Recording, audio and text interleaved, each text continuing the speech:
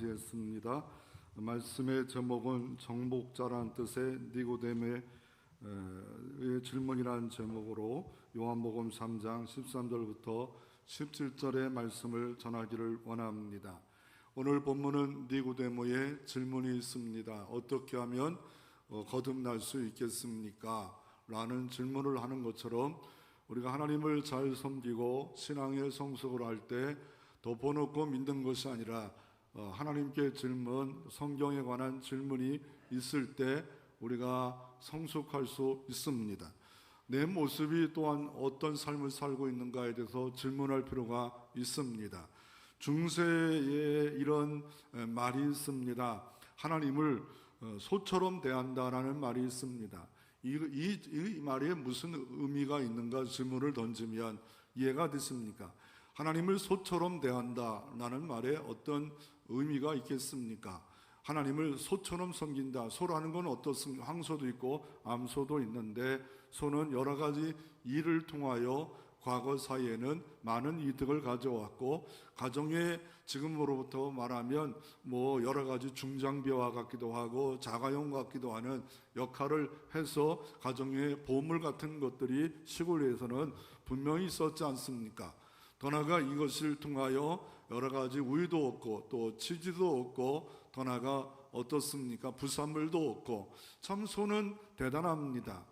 그런데 하나님을 소처럼 섬긴다는 건 뭡니까? 내게 뭔가 이득이 있을 때만 필요한 것처럼 하나님을 섬긴다는 중세시대의 이야기가 있습니다. 아니 또 비참하게 보면 하나님을 닭처럼 여긴다라고 말한다면 더 하나님을 우습게 여기고 있지 않은가? 내가 진짜 구원받아 하나님을 바르게 알고 바르게 잘 섬기고 있는가? 오늘 7월 마지막 주를 맞이해서 여러분의 삶에 다시 한번 은혜와 도전이 있는 시간 되어지기를 주의 이름으로 축원합니다. 첫째로 우리가 먼저 한번 살펴보기를 원하는 것은 찬송가 304장에 그 크신 하나님의 사랑이란 찬송이 있습니다. 프레드릭 넬이라는 사람이 이 찬양을 했습니다. 작곡을 했습니다. 프레드릭 넬이라는 사람이 이걸 작곡할 때 이유가 뭡니까? 독일 사람이었습니다. 4살 때 미국으로 이민 갔습니다. 그리고 가정도 편안하고 4살 때도 여전히 하나님을 믿었고 계속 잘 믿었고 주일학교도 잘 다녔습니다. 그리고 침례교 목사가 됐습니다.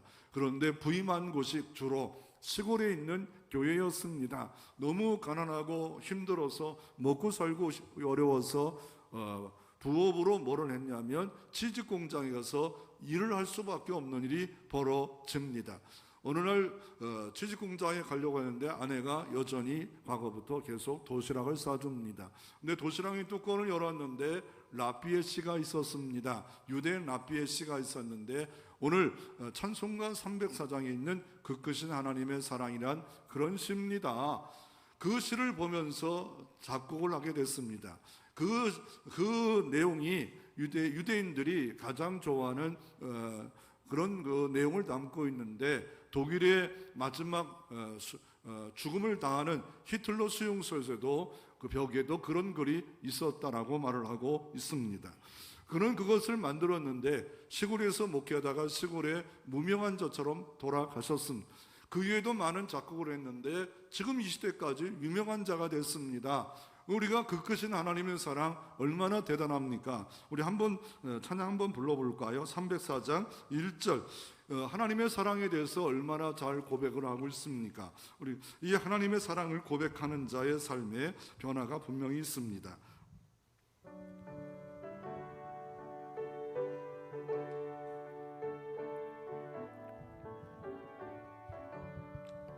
그 크신 하나님의 사랑 말로 다여 영 못하네.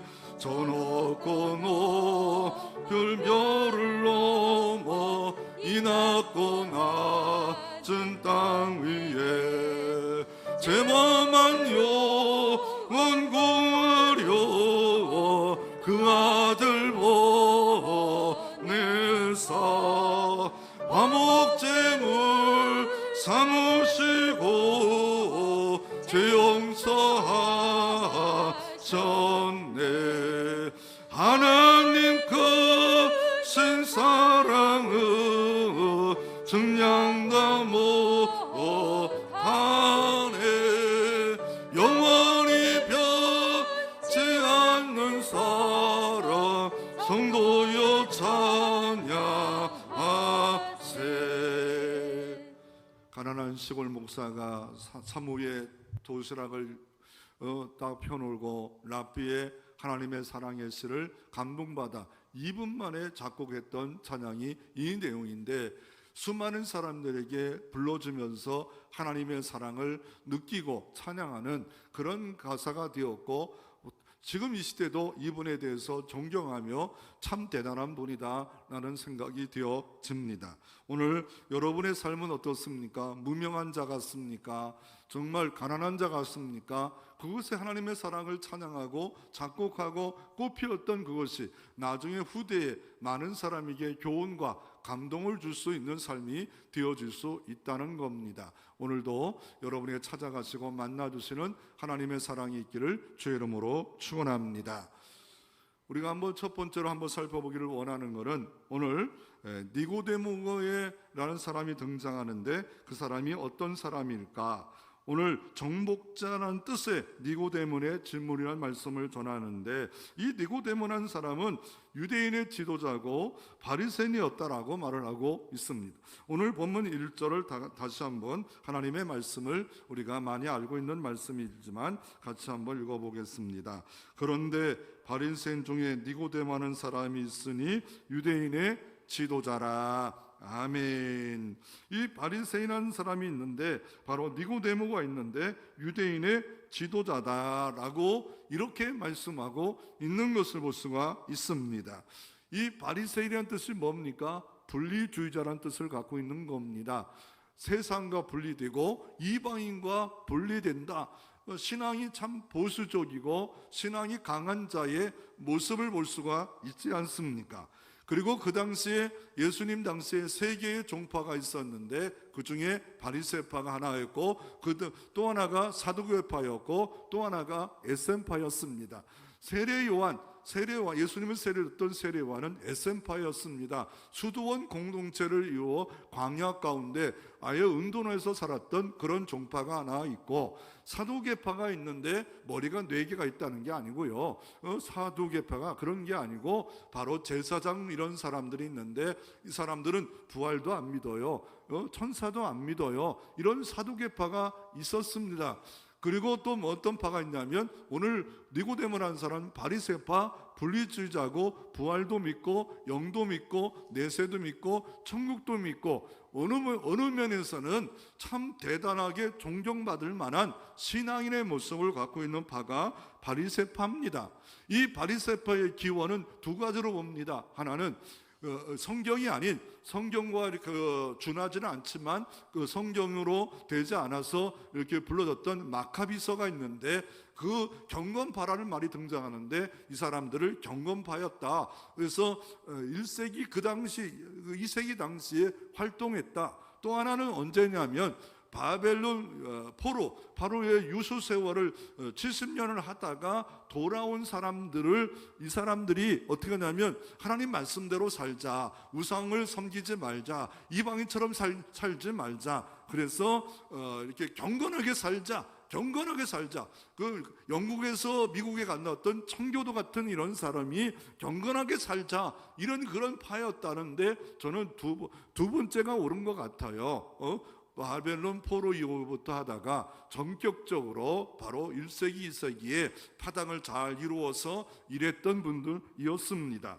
그런 사람 중에 대표적인 사람을 여러분 알고 있는 사람은 누굽니까? 바울이 바리새파 중에 바리새인이었다라고 자기를 소개하고 있고요. 그리고 그 스승이 누굽니까?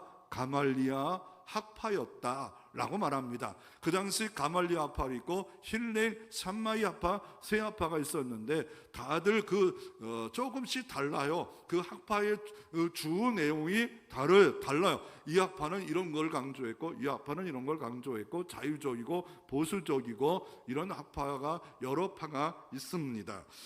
6천 명 정도 되니까 여러 가지 학파도 또 생길 만도 하지 않겠어요? 그리고 예수님에 대한 평가는 바리새파는 어떻게 합니까? 이 사람은 예수님을 이단으로 봅니다. 예수님은 죄인과 세리의 친구다, 창기들의 친구다, 정결도 모르고 거룩도 모르는, 이거는 완전히 이상한 또라이다, 귀신의 앞잡이다, 바알세불이다, 이런 그 평가를 하고 있는 사람들이 바리새파이고, 어떻게든지 예수 믿는 사람을 음모하고 잡아 죽이려고 했는데, 그런 사람 중에 하나가 스데반사님이 돌에 맞아 집사님이 죽지 않습니까? 바로 사울 바리새파가 주동자가 되어서 죽습니다. 그리고 교회를 핍박하는 일들을 이 바리새파가 많이 했습니다. 유대교를 무너뜨리니까 이들이 가장 강조하고 있는 모세오경, 구약을 무너뜨리고 오시지도 않았는데 오셨다고 예수를 소개하고 있는 신학을 믿지도 않아요. 이런 사람들이 바리새파였다. 그리고 이 니고데모는 바리새인이었는데 하나님의 말씀에 굉장히 열심히 든 사람이었는데, 예수님은 이 바리새파를 볼 때 어떤 평가를 합니까? 예수님의 평가는 위선자로 말합니다. 위선자, 더 나아가 외식자로 말합니다.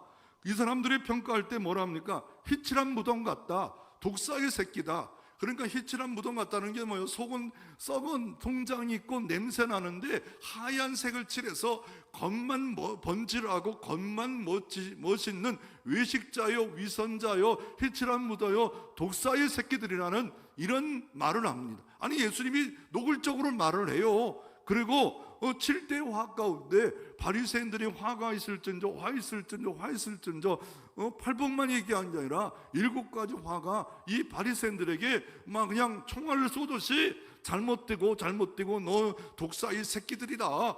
예수님이 온유하고 겸손한 예수님이 징글징글하게 이 사람들을 평가하고 있는 이런 모습을 볼 수가 있습니다.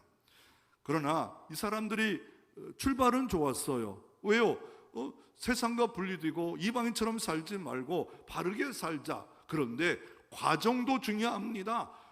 결말도 중요합니다. 이들이 잘못됐어요. 하나님을 의식을 하지 않고 사랑 중심으로 갑니다. 하나님을 기쁘게 하지 않고 사람의 존경을 받으려고 회당에서 기도하는 척, 길거리에서 기도하는 척, 올도 길게, 옷단수도 길게 해놓고서 이렇게 외식하고 위선하는 자가 되어졌고, 복음으로 가는 자를 복음을 믿어야 되는데 그게 잘못됐다고 자꾸 공격하고 예수님의 일들을 해방하고 엇박하고 위협하고 공갈하고, 이런 사람들이 바리새 파당이었다라고 말을 하고 있습니다.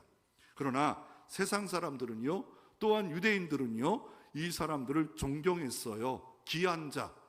왜요? 하나님을 잘 섬기는 자 은근히 존경하지 않아요? 교회 안에서도 말씀대로 살기를 원하고 경건하게 살기를 원하는 사람들을 볼 때 믿음이 약한 사람들이 존경할 수도 있지 않겠습니까? 그런 사람들, 이 사람들이 바리새인들이었는데 예수님만 서로가 왼수예요. 아주 그냥 서로가 못 잡아먹어서 왼수 같은 모습이 등장합니다. 그리고 이 니고데모라는 이름이 원래가 헬라어로 보면 니코데모스란 말입니다. 니코데모스란 말은 니케란 말과 데모스의 합성어입니다. 이 니케란 말은 승리란 뜻을 갖고 있고, 데모스는 백성입니다. 합하면 뭐예요? 승리의 백성이에요.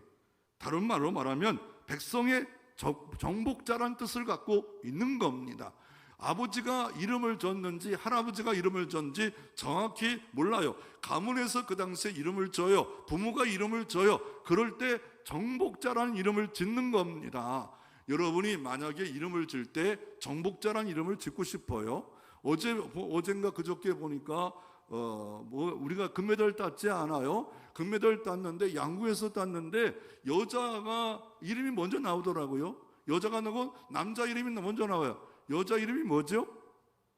그런 건 잘 알아요. 안산. 이상하다고 봤어요. 아니, 왜 부모가 안지에다가 산자만 썼을까? 왜 썼을까요?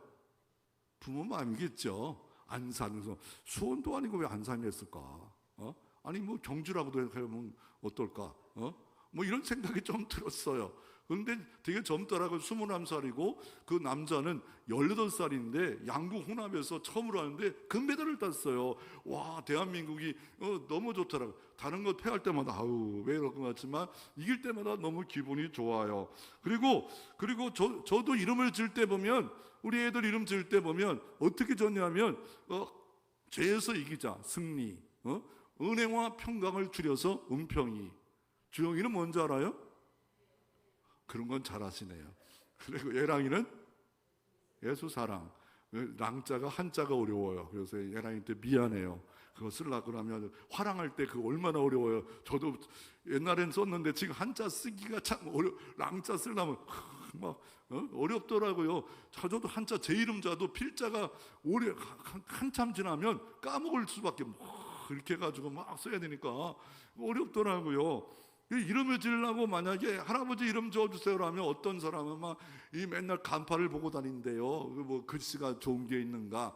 예수 믿는 사람들은 찬양 지을 때 방법은 성경을 보더라고요. 그리고 찬양 가사를 보더라고요. 하리, 길이, 뭐 미리, 뭐 이렇게 해서 뭐 이렇게 성경을 앞뒤로 잘라서 하면서 은혜, 영광. 이 당시에 가장 이름이 많은 게 뭘까요? 지금도 유대인이나 그래도 성경을 가짜로 믿고 있지만 이스라엘 사람들은 이름이 가장 많은 게 아브라함이에요, 야곱이에요, 이삭이에요, 다윗이에요. 예수는 막 흔하디 흔해요. 그런 이름들이 너무 많은 거예요. 많은데 이 사람은 뭐로 이름을 줬다고요? 정복자라는 이름을 줬어요. 니고데모라는 이름을 줬어요. 헬라식으로 줬어요.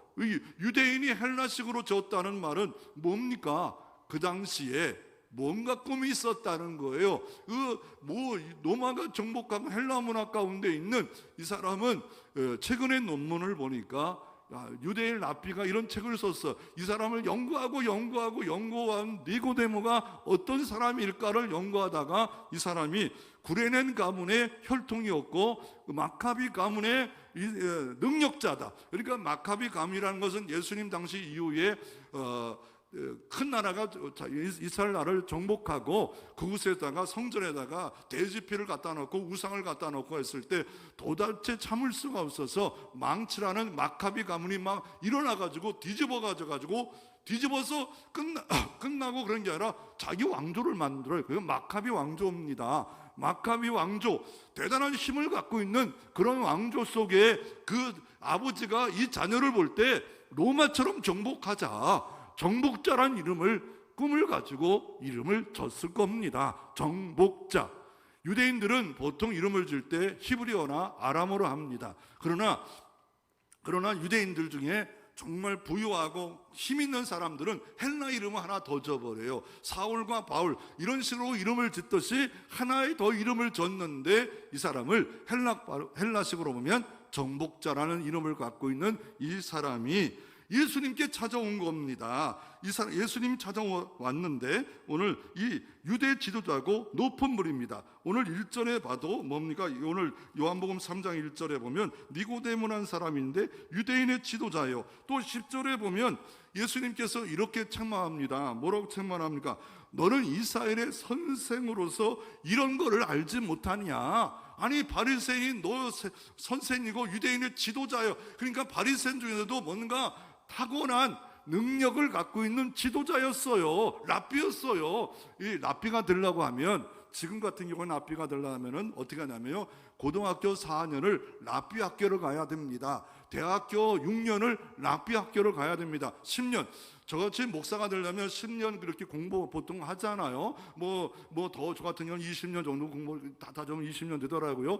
이런 공부하듯이 납비가 되기 위해서 공부를 해가지고 납비로 들어가는데 시험을 치러요. 납비가 되는데 예수님 당시에는 5만 권의 책을 받고 존경을 받고 인정받는 사람들이 가말리엘, 힐레, 샴마이, 함파드 같은 사람이 되는데 지금의 랍비는 이렇게 10년 정도 공부하고 여기다가 시험 봐가지고 랍비가 될 수 있었다라고 말합니다.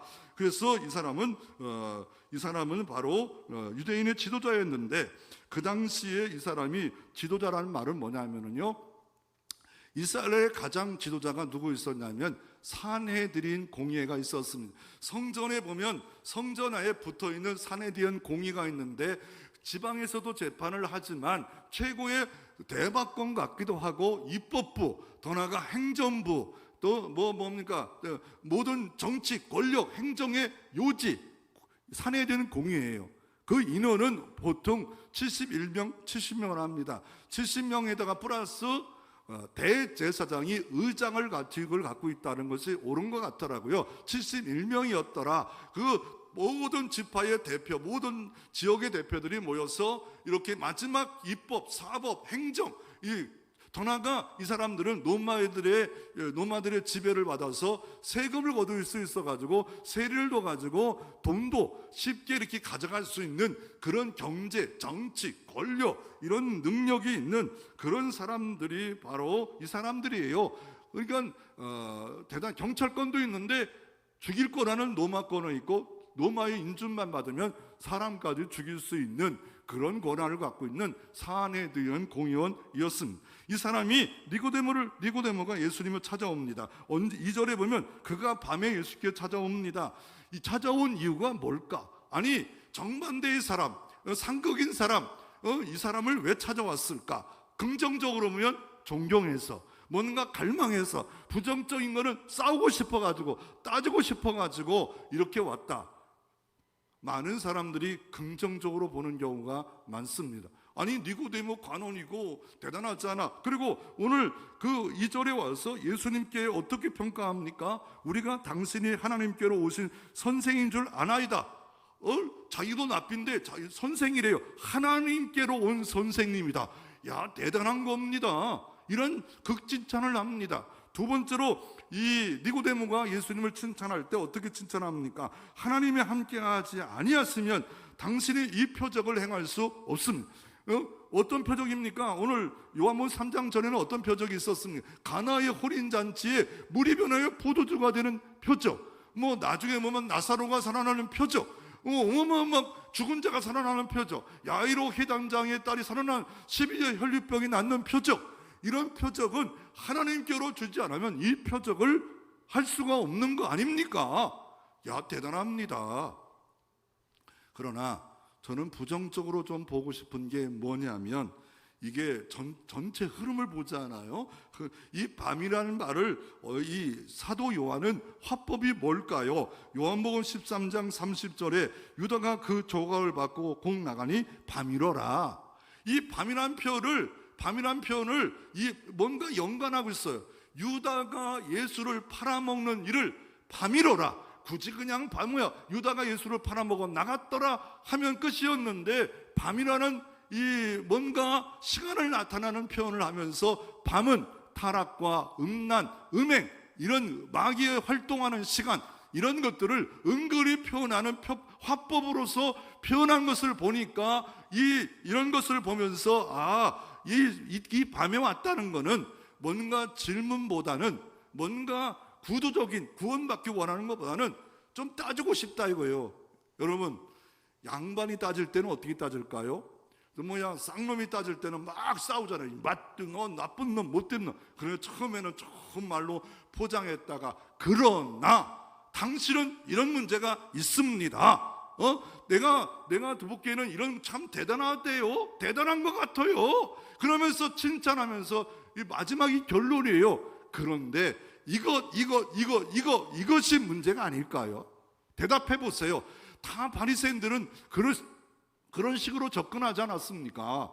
그리고 요한복음 2장을 보십시다. 요한복음 2장에 23절부터 25절에 보면 가나의 혼인잔치를 뒤에 이어서 많은 사람들이 표적을 보고 그의 이름을 믿었다는 거예요. 예수를 믿었어. 그런데 요한복음 2장 24절을 더 보십시오. 예수는 그의 몸을 그들에게 의탁하지 아니했다. 믿으면 몸을 의탁해야죠. 내 생활을 의탁하잖아요. 믿지 않았다는 거예요. 믿었던 정말 가난했던 나사로 집에, 마리아 집에, 마르야 집에 전체가 가서 의탁해요. 우리들 먹을 걸 주어라. 그런데 이 사람에게는 의탁할 그런 수준이 아니에요. 왜요? 뭐처럼? 하나님을 소처럼 섬기는 거예요.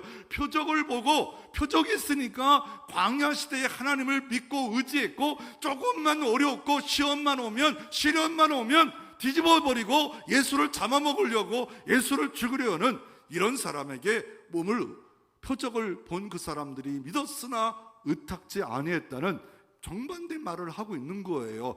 그런 와중에 니고데모가 찾아와서 시비 아닌 시비로, 칭찬 아닌 칭찬으로 예수님을 접근하고 있는 내용입니다. 그 내용 중 하나가 4절에 보면 예수님께서 뭐라 말씀합니까? 3절에 보면 이렇게 칭찬하는 이 사람에게 예수께서 대답하여 이르시되 이런 표적은 하나님으로부터 오지 않으면 할 수가 없습니다. 대단한 선지자입니다. 능력자입니다. 이렇게 말할 때 진실로 한 번만 하면 되는데 두 번은 강조. 이거는 헬라어로 아멘입니다. 아멘.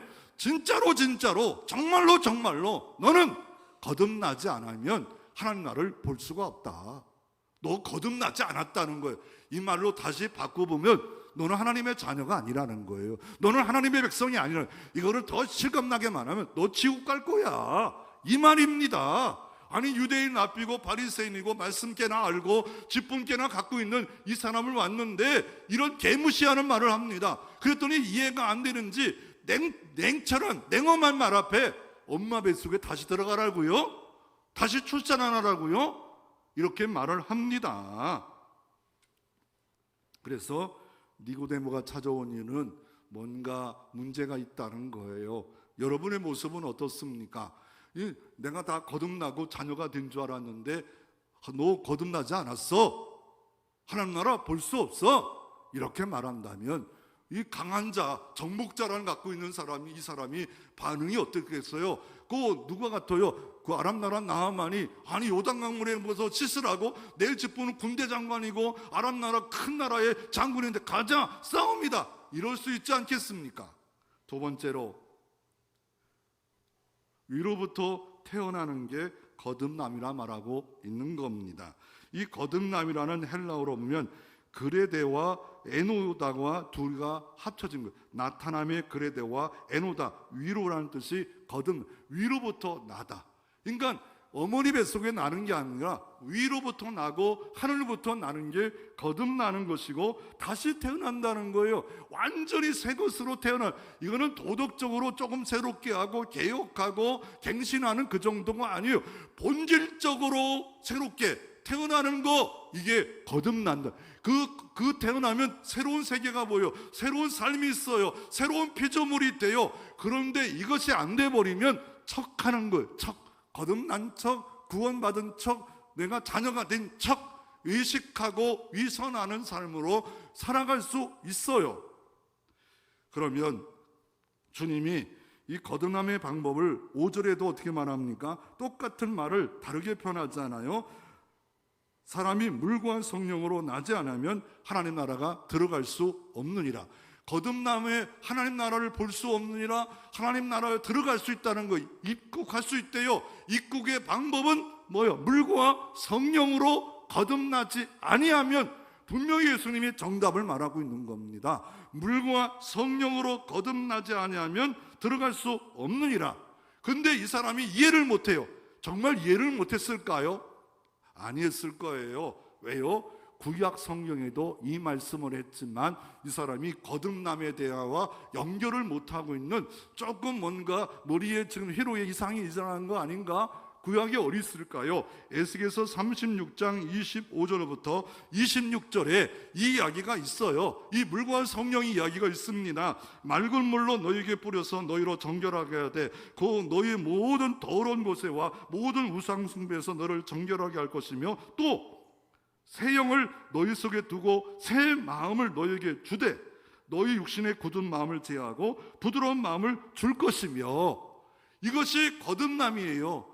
우린 그러니까 새 영을 줘서 새 마음을 주는 거예요. 그래서 굳은 마음을 제어버리는 거예요. 마음이 새로워지는 거예요. 그러니까 육신으로 난 건 육이요, 영으로 났는데 영으로 남으로 새 영은 성령 푸뉴마, 그걸 주심으로 말미암아 어떻게 됩니까? 새 마음을 새 것이 되는 역사가 그것이 거듭남인데, 니고데모는 어떻게 해요? 엄마 뱃속에 또 들어가라고요 말할 때 말합니까? 6절에 보면 육으로 난 것은 육이요 영으로 난 것은 영이니라. 혈통으로 난 거 아니다, 국적으로 난 거 아니다, 영으로 나야 된다. 근데 이 영으로 난 거는 바람으로 비유합니다. 바람처럼 어떻게 오는 거를 모르지만 소리는 들 수 있는 것처럼 이게 거듭난 것에 대해서 잘 모를 때가 있다. 이단 구원파는 뭐라 말합니까? 딱 와서 이단 구원파는 언제 거듭나셨어요? 몇 시에 거듭났어요? 그걸 모를 수도 있다는 거예요. 거듭난 거 모르지만 성령이 어느 날 내 안에 입국한 거예요. 내 안에 내주한 거예요. 내 안에 들어오신 거예요. 그게 새 영이에요. 그래서 새 마음을 주셨어요.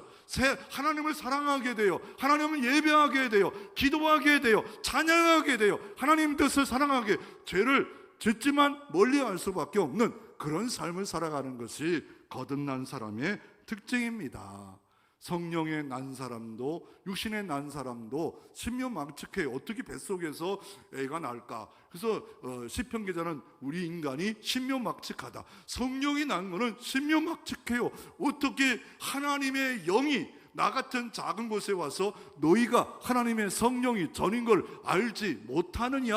하나님의 영이 내 안에 내주하고 계셔요. 내 마음에 내주하고 계셔요. 동행하고 계셔요. 교제하고 있는 삶을 산다라고 말씀하고 있어서 위로부터 난다라고 말하고 있습니다. 요한복음 4장에는 대단한 인물이지만 요한복음 4장은 사마리아 여인, 이방인 취급하는 여인이 등장합니다. 그는 대낮에 물을 뜨려면 아침과 저녁에 옵니다. 너무 뜨거워서 못 오는데 그 남편을 여럿을 바꿨는지 몰라도 창피해서 그 보통 여인들이 아침에 와서 저녁에 와서 여기서 청춘 사업도 하고 빨래도 하고 물도 길어가는데 대낮에 왔습니다. 마음이 겁나서 왔겠죠. 수치를 받을까 봐 멸시를. 그런데 예수님이 만났습니다. 그리고 예수님이 마음에 들어왔습니다. 그리고 어떻게 합니까? 자기가 가져왔던 물동이를 내려두고 동네에 가서 뭡니까? 와 보라, 내가 메시아를 봤다. 똑같은 경우입니다. 똑같은 시간입니다. 이 사람에게 예수가 정복한 겁니다. 복음이 정복했어. 그 사마리아 수치 여인을 정복하자 물동이를 내려놓고 진짜 강한 자, 아니 수치를 뒤집어쓰고 멸시를 뒤집어쓰고 동네에 내려가서 와보라, 예수를 봤다, 예수를 만났다, 전도자가 되어진 겁니다. 진짜 거듭난 거예요. 진짜 예수를 만난 거예요. 진짜 하나님 나를 아는 거예요. 지금까지 가봤던 사마리아에서 된 사람의 그 모든 선입견, 가치관 다 내려놓고 신령과 진정으로 예배할 때가 올 것이다. 이 모든 것을 받아들이고 전도자가 된 위로부터 태어난 니고데모, 위로부터 태어난 바로 사마리아 사람이 있습니다. 이 물과 성령이라는 것은 오늘 거듭남의 방법인데, 이 거듭남의 말을 우리는 뭘 표현합니까? 중생이라 합니다. 중생, 이거를 본 어게인, 다시 태어난다는 말에 본 어게인이라고 하는데, 중생이란 단어가 딱 한 번 등장하는데 디도서 3장 4절부터 중생을 등장하는데, 이 중생의 내용이 뭐냐면 4절부터 우리 구주 하나님의 자비와 사랑으로 말미암아 우리를 구원하시는데 행한 바 의로운 행위로 하지 아니하시고 오직 주님의 긍휼하심을 따라 중생의 씻음, 물과 성령으로 물로 씻듯이 성령의 불로 씻어가지고 새롭게 함으로 우리 주 구주 예수 그리스도로 말미암아 우리에게 그 성령의 풍성을 부어주사 우리로 그의 은혜를 힘입어 의롭다 하심을 얻어 영생의 소망에 따라 상속자가 되게 하려 하심이라. 기업을 얻는 상속자가 됐대요. 왜요? 중생의 씻음이에요. 그게 물과 성령이에요. 성령으로 씻으라. 새 마음을 준다. 새 영을 준다. 어떻게 해요? 요한복음 1장에 이렇게 말합니다. 독생자 예수가 메시아가 왔지만 요한복음 1장은 밝고요 어두워요. 사람이 영접지 않았고 예수를 환영치 않았다라고 말합니다. 그럴 때 어떻게 말합니까? 누구든지 요한복음 1장 10절에 영접하는 자 곧 그 이름을 믿는 자들에게는 하나님의 자녀가 되는 권세를 주시니, 신분을 주시니, 능력을 주시니. 딱 조건이 뭐예요? 영접하는 겁니다.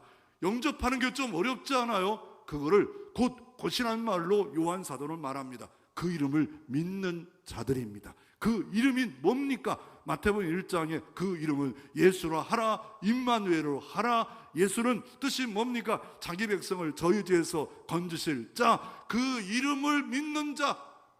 누가? 예수가 나의 죄를 건지실 자입니다. 예수님의 보배 피가 나의 죄를 건지실 자입니다. 그래서 부활로 건질 것을 확증했습니다. 감사합니다. 그 이름을 믿는 자가 영접하는 자예요. 영접하는 자, 믿는 자예요. 로마서 10장 이렇게 말합니다. 마음으로 믿어 입으로 시인하고 고백하면 우리가 뭡니까? 하나님의 자녀가 된 겁니다. 마음으로 믿어 입으로 시인하고 고백하면 이렇게 말합니다.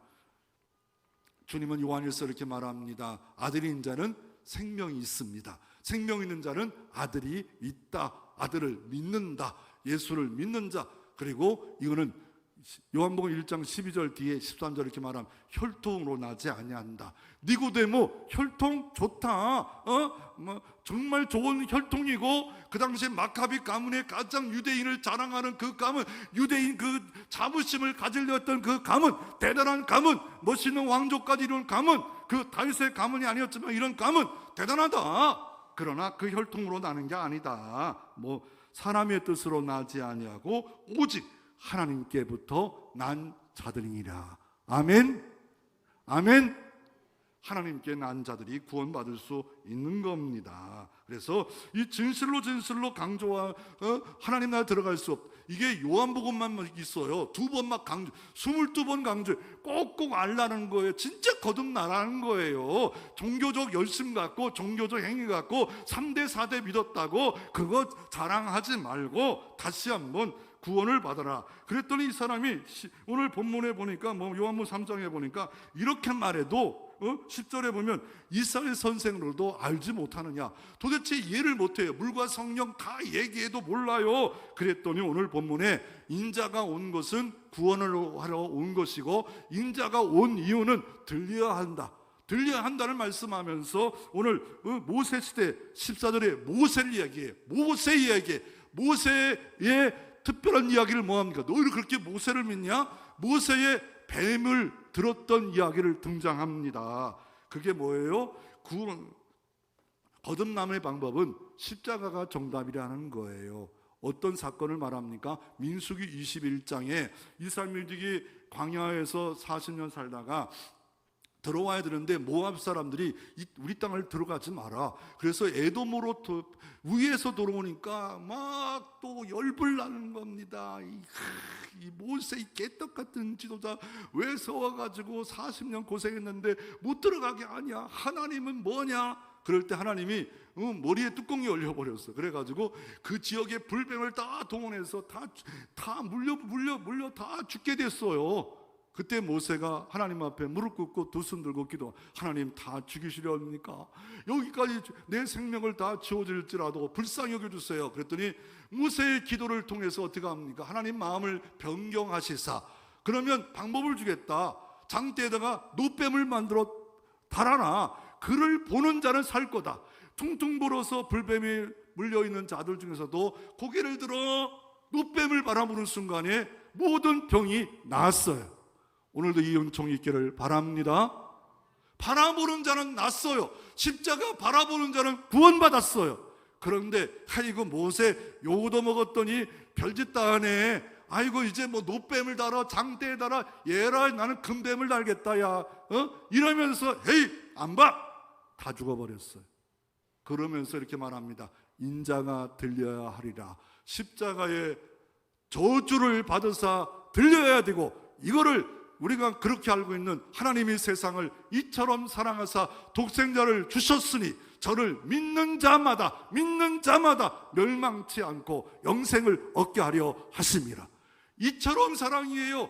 독생자가 들린 거예요. 십자가에 들렸어요. 저주를 받고 진노를 대신해서 진노를 받으시고 우리에게 의를 전가하시려고 구원을 주시려고 영생을 주시려고 거듭남을 주시려고 번호개인 다시 중생을 주시려고 새로 새 것이 되게 하려고 주님이 죽으셨어요. 그래서 로마서 10장 12절 이렇게 말합니다. 유대인이나 헬라인이나 차별이 없음이라 한 분이신 주께서 모든 사람의 주가 되사 그를 부르는 모든 사람에게 부요하시도다. 예수 이름을 믿고 부르는 자에게는 모든 사람에게 구원이 있다라고 말씀하고 있습니다. 요한복음 10장 47절을 한번 보시기를 원합니다. 요한복음 10장 47절 말씀해 보니까 요한복음 10장 47절에 요한복음 10장 37절에 보면 만일 내가 내 아버지 일을 행하지 아니하거든 나를 믿지 말려니와 또 38절 말씀 우리 함께 한번 읽어보겠습니다. 내가 행하든 나를 믿지 아니할지라도 그 일을 믿으라. 그러면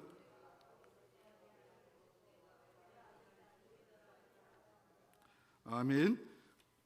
주님의 십자가를 믿을 때 구원받을 수 있음을 말하고 있습니다.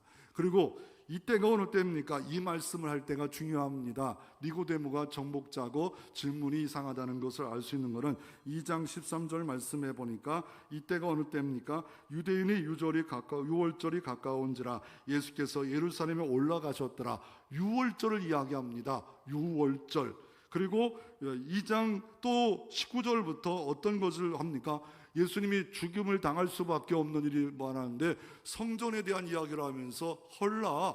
그리고 46년 동안 이것을 성전을 만들었는데 해록 성전인데 내가 헐면 사흘이면 다시 세우리라. 그랬더니 사람들이 참 이거 뭐 놀랍 이 말도 안 된다. 그러네 죽은 후에 믿을 사람은 믿었더라 라고 하는 사건이 다 있어요. 왜 니고데모 사건 전에 이 사건이 있었습니까?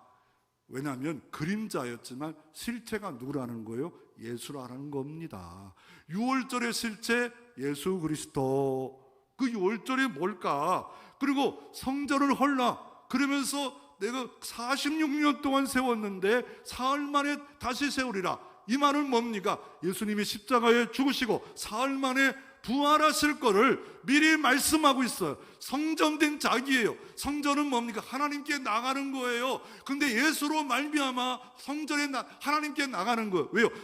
히브리서 10장 10절에 주님이 죽으시는 순간에 휘장이 찢어졌잖아요. 하나님께 막았던 에덴 동산에 쫓겨나고 천사로 막았던 그 화영광으로 막았던 것이 그 휘장이 찢어지고 산길 생명의 길을 예수님이 만드시고 내가 곧 길이요 진리요 생명이니 나로 말미암지 않고는 아버지께로 올 자가 없느니라.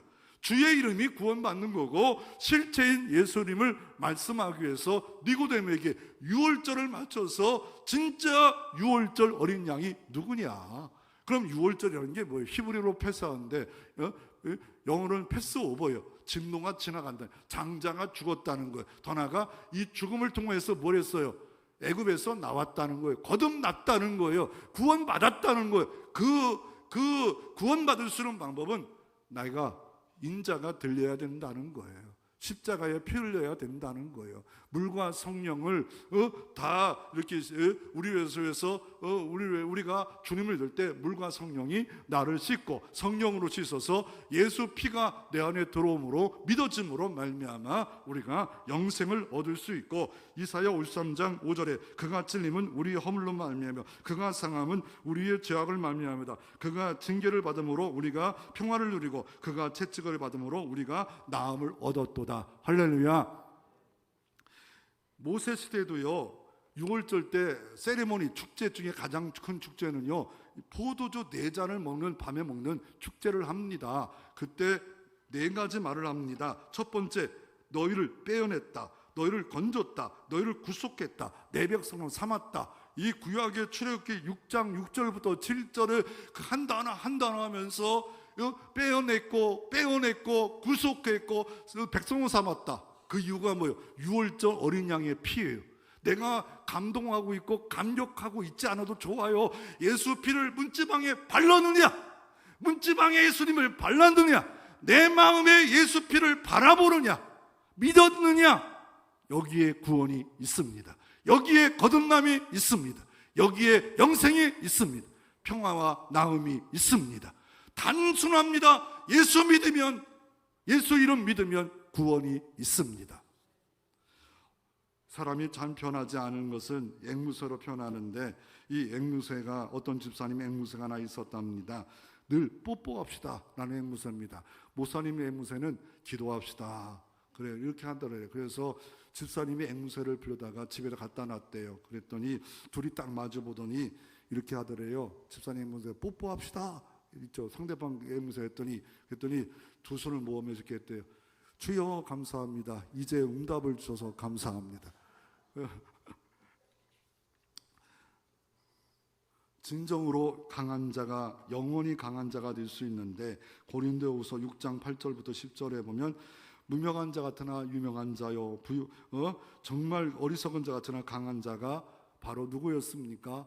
니고데모가 예수를 만나고 사마리아에서 예수를 만나고 강한 자가 됐습니다.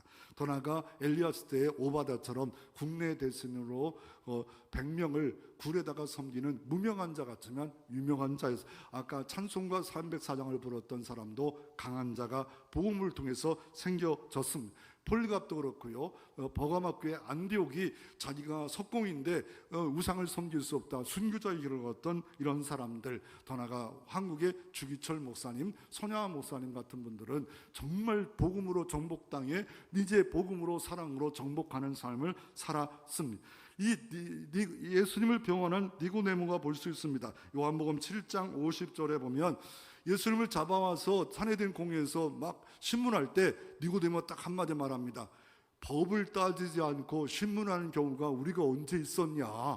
그렇게 말함으로 너도 갈릴리 사람 아니냐. 막 이렇게 니고데모를 어려움 당함에도 불구하고 숨겨진 그리스도인이라 드러내는 그리스도인으로 살았던 변화가 바로 니고데모에게 딱 3번 등장하는데 첫 번째 요한복음 3장 7장에 등장하고 있습니다. 왜 그렇게 변할 수 있었습니까? 이 박도진이라는 시인인데 안성 시인입니다. 이 사람이 청모파 아닙니까? 박목월과 함께 청모파하고 일제를 한 거였던 사람인데 왜 그렇습니까? 갈보리의 노래에 씹으면 왜 예수님이 고통당하면서 왜 원수를 사랑할 수 있을까? 시를 씁니다. 이게 갈보리라는 겁니다. 그래서 이게 헌신할 수 있는 이유가 뭡니까? 주님을 정말로 알았다라고 말하는데 그 절정이 어느 절정이냐면 요한복음 19장에 보면 아리마대 요셉은 예수님의 묘지를 빌려주고 니고데모는 예수님이 돌아가셨을 걸 모든 걸 준비해서 향유 100근을 가지고 이런 어마어마한 겁니다. 진짜 엄청난 겁니다. 그런데 이렇게 표현해요. 일찍이 예수께 밤에 찾아왔던 니고데모, 일찍이 밤에 찾아왔던 다른 사람이 아니라는 것, 이 사람이 변화할 수 있었다라고 말을 하고 있습니다. 여러분의 변화는 뭘로 생각합니까? 헌금 드리고 있다, 봉사하고 찬양하고 있다? 아닐 수도 100% 보장 못합니다. 또 나는 구원 확신이 있다, 보장할 수 없습니다. 어떻게 체킹할 수 있습니까? 이렇게 나는 하나님을 친밀하게 아버지를 부르고 있는가? 하나님의 뜻대로 살고 싶은 욕구가 생겼는가? 죄에 대해서 이제 저항하고 싶은가? 하나님의 사랑을 받고 사랑을 누리고 있는가? 하나님 말씀을 들었을 때 깨달음이 오는가? 어린아이처럼 주님을 다윗처럼 의지하는가? 예수님을 주라고 인정하는가? 이런 체킹리스트를 늘 보면서 나는 진정 거듭 남자로 이 땅에 살아 니고데모처럼 헌신되고 변화되어 하나님의 나라를 이루는 복된 성도의 길을 걷기를 주의 이름으로 축원합니다.